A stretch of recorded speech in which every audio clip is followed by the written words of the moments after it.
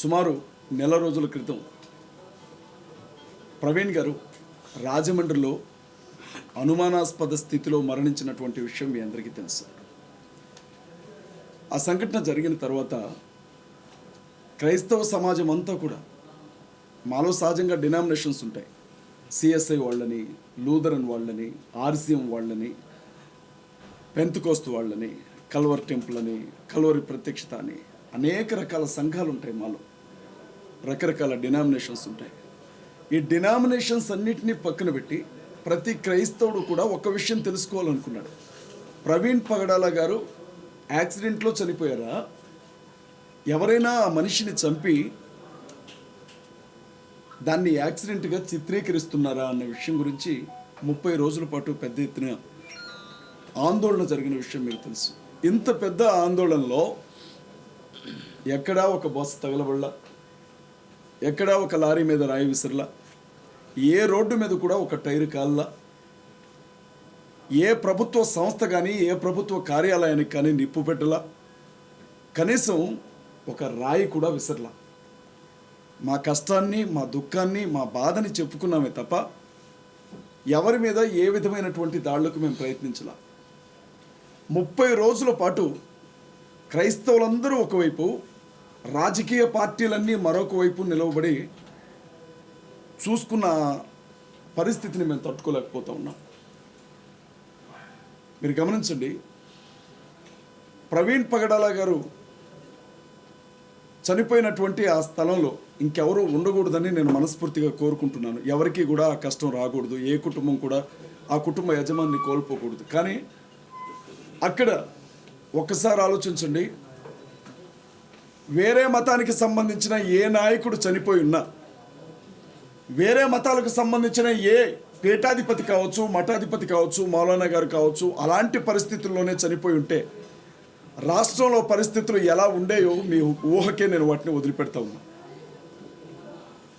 ఇంత జరిగితే ఆంధ్ర రాష్ట్రంలో కొంతంటే కొంత సానుభూతి కూడా దొరక్కపోగా ప్రవీణ్ పగడాల గారి కుటుంబానికి గొప్ప సేవకుడిని మేము పోగొట్టుకున్నామన్న దుఃఖంలో మేము ఉన్నప్పుడు ఆయన ఒక త్రాగుబోతులాగా చిత్రీకరించింది ఆంధ్ర ప్రభుత్వం. చాలా స్పష్టంగా మహాసేన మీడియా అయితే 24 గంటలు అదే పని చేసింది, మీకు తెలుసు. నేను కొన్ని విషయాలు మీ దృష్టికి తీసుకొని వస్తాను. మాట్లాడొచ్చు కదా, కేసులు అయితే ఏం పెట్టరు కదా. ఏమో మాట్లాడితే ప్రశ్నిస్తే కేసు పెడతామంటున్నారు కదా, మళ్ళీ ఏమన్నా కేసులు పెడతారేమోనని మీడియా ముందు మాట్లాడుతున్నాను. దయచేసి బిట్ కట్ చేసి వేయకండి, ఏదైనా ఉంటే పూర్తిగా చూపించండి. ఎందుకంటే నాకు కొంచెం పోలీసులు అంటే భయం. మొన్నే అరెస్ట్ చేసి తీసుకుని వెళ్ళి నెత్తి మీద ఉన్న జుట్టంతా తీసేశారు. ఇది ఎదగడానికే చాలా టైం పట్టింది. ఈసారి గుండు కొడితే బాగా ఇబ్బంది అయింది, మా పిల్లలు చూడలేకపోతున్నారు.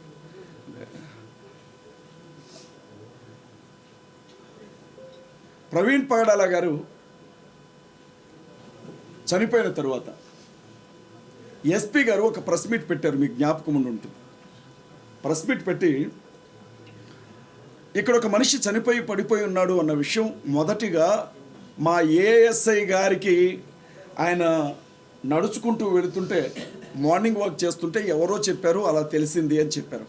ఇది మీరు అందరూ సాక్షులే దీనికి. రెండోసారి ప్రెస్ మీట్ జరిగింది. ఐజీ అశోక్ కుమార్ గారు అనుకుంటా, బహుశా ఎస్పీ గారిని పక్కన కూర్చోబెట్టుకొని ఆయన ఒక మాట చెప్పారు. ఏమన్నారంటే, ప్రవీణ్ పగడాల గారి శవం దొరికిన తర్వాత ఎవరో మాకు 101కో 100కో డయల్ చేసి చెప్తే కానీ అక్కడ శవం ఉందన్న విషయం మాకు తెలియదు అని చెప్పారు. ఇద్దరు కూడా, ఎస్పీ గారు ఒకవైపు, ఐజీ గారు ఒకవైపు, సంబంధమే లేని స్టేట్మెంట్స్ ఇచ్చారు.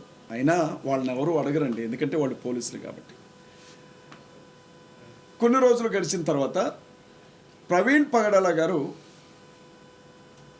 మందు తాగి చనిపోయాడు అన్న విషయాన్ని ప్రజలందరికీ చేరవేస్తూ కొన్ని ఛానల్స్లో, నేను ఏ ఛానల్ని కూడా తప్పు పట్టను, ఎందుకంటే మీడియా వారు వారికి అందినటువంటి సమాచారాన్ని బట్టి మాట్లాడుతూ ఉంటారు కాబట్టి, ఆయన లిక్కర్ షాప్లో మందు కొనుక్కున్నాడు అన్న విషయం గురించి పెద్ద ఎత్తున చర్చ జరిగిందండి. నేను ఇదే విషయాన్ని ఐజీ గారిని అడిగాను. సార్, ఆయన మందు తాగాడు, మందు కొనుక్కున్నాడు, లిక్కర్ షాపుల దగ్గరికి వెళ్ళి లిక్కర్ కొన్నట్లుగా ఒక సీసీటీవీ ఫుటేజ్ బయట వైరల్ అవుతుంది, మీరేమైనా మీడియాకి ఇచ్చారా అని అడిగాం. ఆ నెక్స్ట్ డేనే ఐజీ గారు అసలు ఆ ఫుటేజీ మా దగ్గరికి రాలేదు, దాన్ని మేము విడుదల చేయలేదు అని చెప్పాం. ఆ తర్వాత ఏం జరిగిందో మీ అందరికీ తెలుసు. అది నకిలీ ఫుటేజ్ అని మీడియా వాళ్ళు ప్రకటించారు. ఇక మూడవ విషయం, కీలకమైన విషయం, నాకున్న అనుమానం అండి. మళ్ళీ దేశద్రోహం కేసులు ఏం పెట్టొద్దు దయచేసి నా మీద. నాకున్న అనుమానం ఏంటంటే, ప్రవీణ్ పగడాల గారు రాత్రి 10 గంటల 40 నిమిషాలకో 11 గంటల 40 నిమిషాలకో చనిపోయారు అని పోస్ట్ మార్టం రిపోర్ట్ అని చెప్తోంది. ఆ మనిషి రాత్రి 11 గంటల 40 నిమిషాలకి చనిపోతే ఉదయం 9 గంటల సమయంలో ఆయన ఫోన్ తీసుకొని ఆ ఫోన్ని ఆయన చేతి వేలు ద్వారా అన్లాక్ చేశారు అని చెప్పారు. అంటే డాక్టర్లు ఏమంటున్నారు అని అంటే, ఒక మనిషి చనిపోయిన తర్వాత అతని డెడ్ బాడీ రక్త ప్రసరణ ఉండదు కాబట్టి ఫోన్ లాక్ని తీయడం అనేది సాధ్యమయ్యే పని కాదు అని కొంతమంది డాక్టర్లు చెప్పారు. నేనేం పండితుడిని కాదు, డాక్టర్ని కాదు, నా అనుమానం మాత్రమే. మళ్ళీ చెప్తున్నాను, దీన్ని సాగ్గా చూపించి నన్ను అభినయను అరెస్ట్ చేయొద్దు. ఐజీ గారు ఏమన్నారు అని అంటే, ప్రవీణ్ పగడాల గారి వేలిముద్రను ఉపయోగించి ఫోన్ని అన్లాక్ చేసామని చెప్పారు. ఇది సాధ్యమయ్యే పనేనా? ఇది సాధ్యమేనా నేను అడుగుతూ ఉన్నా ఒక న్యాయవాదిగా. మనిషి చనిపోయిన 11 గంటల తర్వాత ఆ వ్యక్తి చేతి వ్రేలితో అతని ఫోన్ని అన్లాక్ చేసి కాల్ చేసామన్నారు. ఇది ఎంతవరకు నమ్మొచ్చు? ఇక పోస్ట్ మార్టం రిపోర్టు మీడియాకు కూడా ఇవ్వలేదండి. పోలీస్ డిపార్ట్మెంట్ వాళ్ళ ఫ్యామిలీకి మాత్రమే ఇచ్చారు, మీకు తెలుసు ఆ విషయం. కానీ మాజీ ఎంపీ హర్ష్ కుమార్ గారు పోస్ట్ మార్టం రిపోర్ట్ని బయటికి తీసుకొని వచ్చారు. వచ్చిన తర్వాత అందులో మనం గమనించినప్పుడు అసలు ఆయన కడుపులో, ఆ ప్రేగుల్లో మందు తాగినట్లు వాసనే లేదు అని చెప్పారు. హైదరాబాద్ పట్టణంలో బయలుదేరి హైదరాబాద్లో ఒకసారి, కోదాళ్ళలో ఒకసారి, ఏలూరులో ఒకసారి, విజయవాడలో ఒకసారి తాగిన మనిషి తాగి తాగి తాగి చచ్చిపోతే కడుపు నిండా మందే ఉండాలి, కానీ ఎక్కడ మందు వాసన రాలేదు అని చెప్పి పోస్ట్ మార్టంలో ఉంది. మన ఆయన త్రాగి డ్రంక్ అండ్ డ్రైవ్లో చనిపోయారు అని ఐజీ గారు చెప్పారు. మరి అంత పెద్ద ఆయన చెప్పినప్పుడు నమ్మాలి కాబట్టి యాక్సిడెంట్లోనే చనిపోయారని నేను కూడా అనుకుంటున్నాను. కొన్ని అనుమానాలు అయితే అలాగే మిగిలిపోయి ఉన్నాయి. ఇంత పెద్ద ఎపిసోడ్లో ఇదంతా మీకెందుకు జ్ఞాపకం చేస్తున్నాను అని అంటే, ఇంత పెద్ద ఎపిసోడ్లో బంగ్లాదేశ్లో ఎక్కడో దాడులు జరిగాయి అని చెప్పి మాట్లాడిన పవన్ కళ్యాణ్ గారు, ఆంధ్ర రాష్ట్ర ఉప ముఖ్యమంత్రి పవన్ కళ్యాణ్ గారు, బంగ్లాదేశ్లో హిందువుల మీద దాడులు జరుగుతున్నాయి, ఒక్కడిని కూడా వదిలిపెట్టడం వాళ్ళని అనుకుంటూ మాట్లాడారు. మంచిది, మేము కూడా ఆ రోజు ఖండించాం. మన దేశ ప్రజల మీద ఏ దేశంలో కూడా దాడులు జరగడానికి వీల్లేదు అన్నది మా స్టాండ్ కూడా. ఆ తర్వాత కూడా ఆయన ఒక పార్టీ సభను ఏర్పాటు చేసుకున్నారు, జనసేన జయకేతనమా ఏదో ఒక సభ, మీకు ఐడియా ఉండుంటుంది. ఆ సభలో కూడా ఆయన మాట్లాడుకుంటూ ఎప్పుడో కొన్ని సంవత్సరాల క్రితం అసదుద్దీన్ ఓవైసీ మాట్లాడిన మాటలను ప్రస్తావిస్తూ, మేము అన్ని మతాలను గౌరవిస్తాం, అందరినీ ప్రేమిస్తాం, ద సేమ్ టైం మా హిందువులకు జరుగుతుంది కాబట్టే ఇలా ఉన్నారు, కానీ ఇదే మీ ముస్లింలకు కానీ క్రైస్తవులకు కానీ జరుగుంటే దేశాన్ని మీరు ఏం చేసేవాళ్ళో అందరికీ తెలుసు అని మాట్లాడాడు. ఇప్పుడు నేను పవన్ కళ్యాణ్ గారిని ఒక మాట అడుగుతూ ఉన్నా. 30 రోజులు మీరు పార్టీ అధ్యక్షులు, రాష్ట్రానికి ఉప ముఖ్యమంత్రి, అనేక శాఖలకు మంత్రివర్యులుగా ఉన్నారు. నోరు తెరచి ఒక్కసారైనా మీడియా చిట్చాట్లోనైనా ప్రవీణ్ గారి కుటుంబానికి సానుభూతిని తెలియచేశారా? ప్రవీణ్ గారి కుటుంబానికి సింపతి, కనీసం ఒక మనిషి, సాటి మనిషి చనిపోయాడు, ఓహో బహుశా అక్కడ ఆవు చనిపోయి ఉంటే మాట్లాడేవాడు. మాట్లాడడమే కాదు, నడి రోడ్ల మీద ధర్నాలు కూడా చేసేవాడు. కానీ అక్కడ చచ్చిపోయింది ఒక పాస్టర్, అది కూడా ఆఫ్టర్ ఆల్ ఒక దళితుడు కాబట్టి మాట్లాడలేదు. మీరు ఆఫ్టర్ ఆల్ అంటున్న ఆ పాస్టర్ కొన్ని లక్షల మంది, కొన్ని కోట్ల మంది క్రైస్తవుల గుండె చప్పుడుగా ఉన్నాడు అన్న విషయాన్ని ఈరోజు నేను పవన్ కళ్యాణ్ గారికి చెప్తా ఉన్నా. పవన్ కళ్యాణ్ గారు స్పష్టంగా జ్ఞాపకం ఉంచుకోవాలి.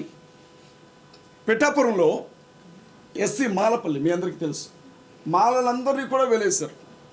వాళ్ళకి సరుకులు అమ్మలేదు, తినడానికి తిండి దొరకనివ్వలేదు, అన్నీ చేస్తే నియోజకవర్గంలో ఎమ్మెల్యే అయ్యుండి కనీసం ఆ విషయం గురించి మాట్లాడాల. ఇవాళ ఆయన దేశం గురించి, ధర్మం గురించి మాట్లాడుతూ ఉన్నాడు. నేనేమంటున్నానంటే, మరి నీ కోసం క్రైస్తవులు ఎంతోమంది ఓట్లేశారు, జనసేన జెండాలు పట్టుకొని క్రైస్తవులు కుర్రాళ్ళు తిరిగారు, నీ అభిమానులు ఉన్నారు, వారికి నువ్వేం సమాధానం చెప్పబోతున్నావు, లేకపోతే మేము నీకు ఎలాంటి సమాధానం ఇస్తాను నువ్వు చూడాలనుకుంటున్నావు అని నేను అడుగుతూ ఉన్నా పవన్ కళ్యాణ్ గారు. ఇక రెండో విషయం, పవన్ కళ్యాణ్ గారు మాట్లాడలేదంటే వదిలేయండి,